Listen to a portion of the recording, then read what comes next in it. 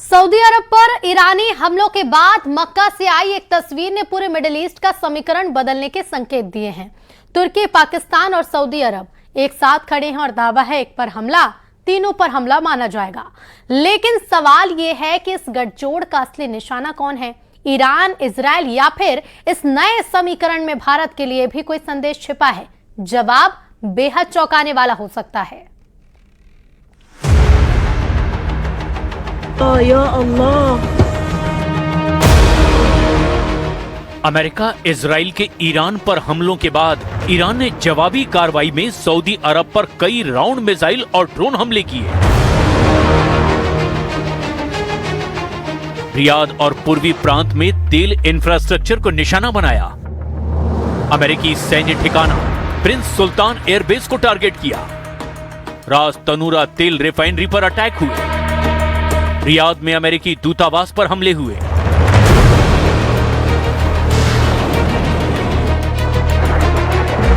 लेकिन इन हमलों के बाद सऊदी अरब से एक तस्वीर सामने आई। मक्का से निकली ये तस्वीर सिर्फ 3 देशों के बीच एक डील की तस्वीर नहीं थी। ये तस्वीर उस नए सुरक्षा समीकरण की है जिसमें तुर्की, पाकिस्तान और सऊदी अरब एक साथ खड़े दिखाई दे रहे हैं। एक तरफ नेटो का सदस्य तुर्की है, दूसरी तरफ परमाणु हथियारों से लैस पाकिस्तान और तीसरी तरफ दुनिया की सबसे बड़ी तेल ताकतों में से एक सऊदी अरब है। इन तीनों ने ऐलान किया कि एक पर हमला तीनों पर हमला माना जाएगा। 7 अगस्त को मक्का में हुए मक्का ज्वाइंट डिफेंस एग्रीमेंट ने पश्चिम एशिया की जियोपॉलिटिक्स में बड़ा सवाल खड़ा किया। क्या ये नया इस्लामिक नेटो है? क्या इसका निशाना ईरान है? क्या इसके जरिए इजराइल को संदेश दिया गया? और क्या इसमें भारत के लिए भी कोई वार्निंग छिपी है? सबसे पहले समझिए इस समझौते की सबसे बड़ी बात। सऊदी अरब, तुर्की और पाकिस्तान ने साझा संयुक्त सैन्य समझौते पर सहमति जताई। मतलब अगर तीनों में से किसी एक भी देश पर सैन्य हमला हुआ तो ये उन तीनों देशों पर हमला माना जाएगा। इसका मतलब ये नहीं है कि हमला होते ही तीनों देशों की सेनाएं सीधे युद्ध में उतर आएंगी। हमले की स्थिति में तीनों देश आपस में बात करेंगे और तय करेंगे कि किस तरह से कितनी मदद देनी है।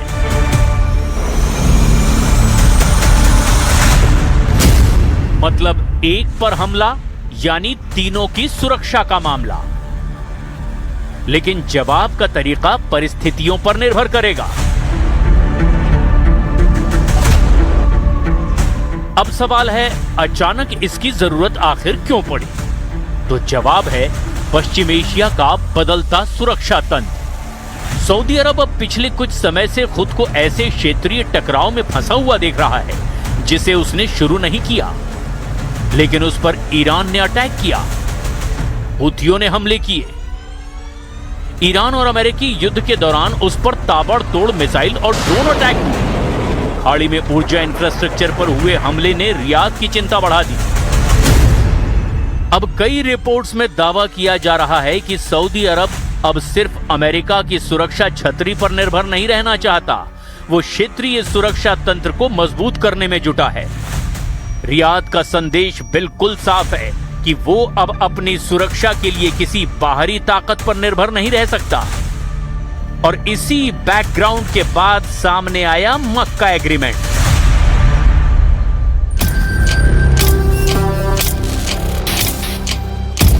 नए गठबंधन की सबसे खास बात है कि तीनों देशों की मिलिट्री ताकत अलग अलग है। तुर्क की वर्ल्ड मिलिट्री रैंकिंग 90वें नंबर पर है, पाकिस्तान की 14वें और सऊदी अरब की 25वीं रैंकिंग। लेकिन तुर्की नेटो का सदस्य है, एक बड़ी मिलिट्री ताकतों में से एक है और दुनिया में तेजी से बढ़ता डिफेंस इंडस्ट्री का इकोसिस्टम है।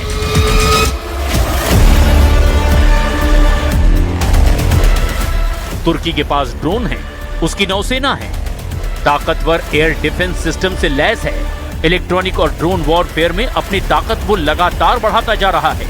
इस एग्रीमेंट के तहत इन तीनों देशों ने ज्वाइंट मिलिट्री ड्रिल प्रोडक्शन और सहयोग की बात कही है। दूसरा देश है पाकिस्तान। सैनिकों के मामले में इनसे आगे है।